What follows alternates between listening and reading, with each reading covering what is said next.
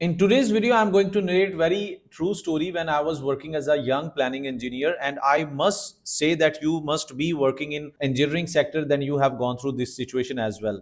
So projects are delaying, projects are not completing their deadlines, milestones.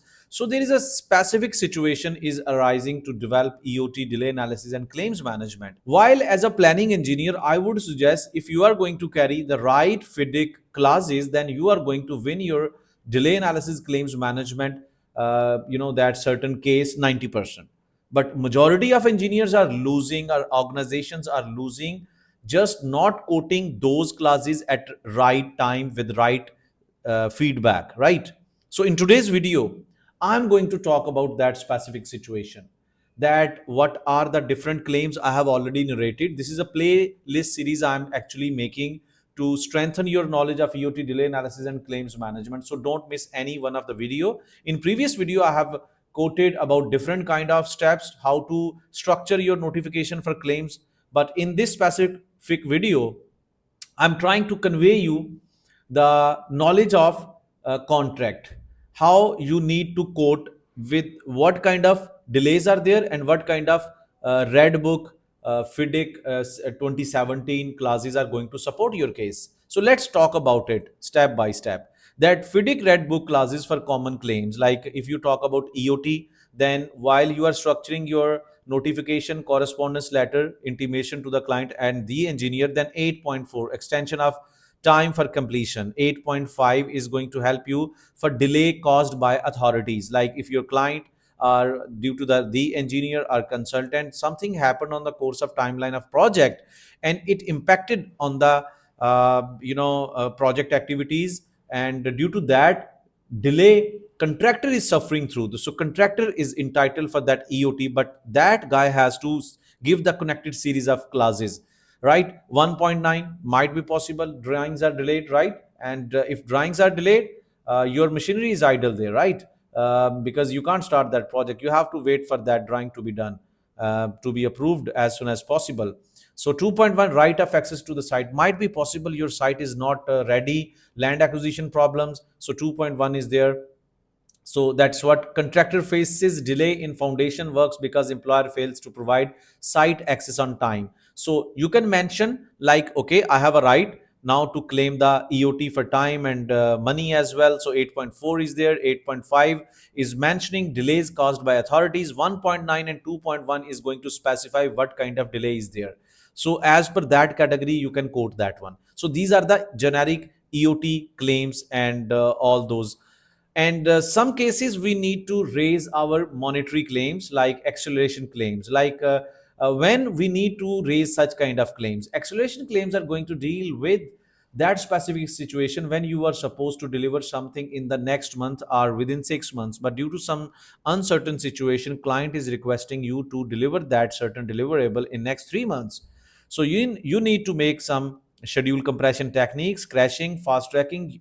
In other words, you have to deploy more resources on your project task and get done that job in quick way. So you have to spend more money and you need to buy the time. So in this specific situation, you are saving the time. This is specific claim for the monetary, right? So 8.6 is going to address rate of progress. Engineer may instruct measures, employer pay for the instructed accelerations, right? Acceleration means you are going to expedite your progress. And 13.2, value engineering, contractor proposes cost time savings. And then example, same way I have already example given you the example. And under 8.6, you are going to specify your situation for your monetary claims. And then variation claims.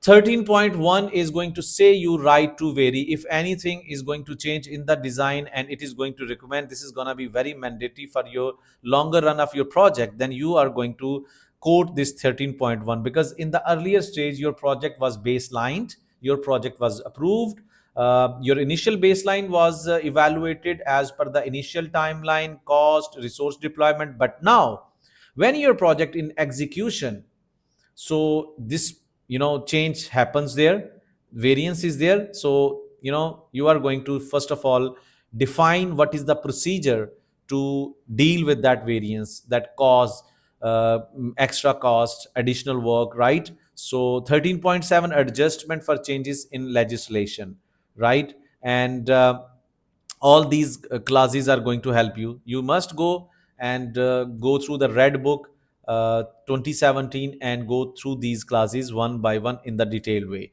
And moreover, if you want to grip on these things in very professional way, I'm here to offer you a very professional delay analysis and claims management course using Primavera P6, in which I'm going to cover red book, I'm going to cover SCL, Society of Construction Law, and I'm going to cover American Association of Cost Engineers 29 R-03 protocols as well, right? Like static logic, dynamic logic, observational, modeled, and all methods which is going to be implemented using Primavera P6. So there are further work order claims like 3.5, engineer's determination. Engineer is going to investigate what is in happening, their variation by engineer, and then these are going to support if the claim is falling under work order claims. Then there is unforeseen conditions 4.12, unforeseeable physical conditions on the site. If you find some you can assert or something like which is not predicted during the project planning. So if something happened like that, so under 4.12 you are going to halt your project and going to claim for the extra time. Then damages caused by authorities, change in laws. Recently, many international governments are going to change taxes, tariffs, which is going to disturb procurement smooth flows, right? So 8.5, delay caused by authorities, same. If something is coming from client and it is going to impact on your any streamline processes and all that, then you are going to blame for the client. And 13.7, adjustment for changes in legislation. This class is going to help you that how they are going to facilitate you. Then example is there, new environmental law requires contractor to install dust suspension systems, claim for cost and time under because it was not initially introduced. So that is why if in the mid of the project it is implemented, now you have to talk to client and all that. Then exceptional events are, we can say, force majeures, right? Like there is a rainy season, floods, earthquakes. So 18.1, you are going to strengthen for EOT and all that.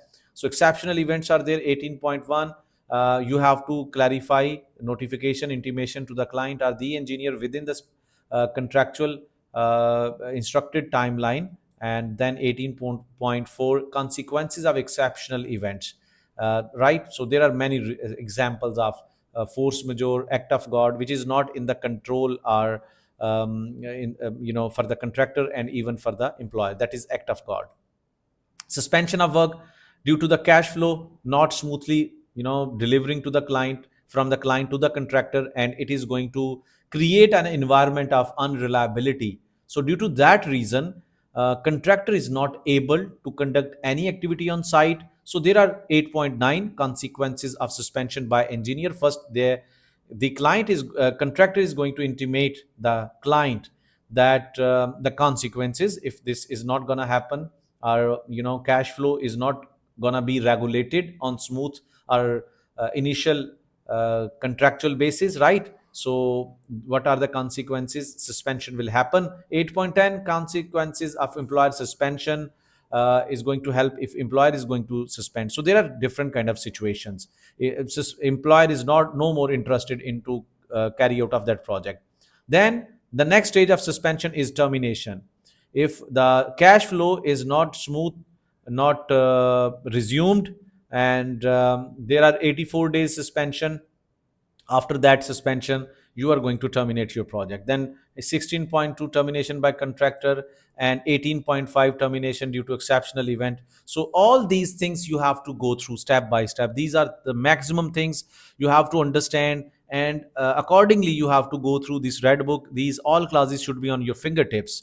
So if you want to learn all of these things in very professional way, you can find that link in the detail of this video, and you can contact with my team and enroll yourself in a trainer support self paced session of delay analysis and claims management, in which I'm going to offer you many amazing things. So before signing off this video, I would request you people to just write EOT, delay analysis and claims management, in the comment section area, so that maximum people can have this video.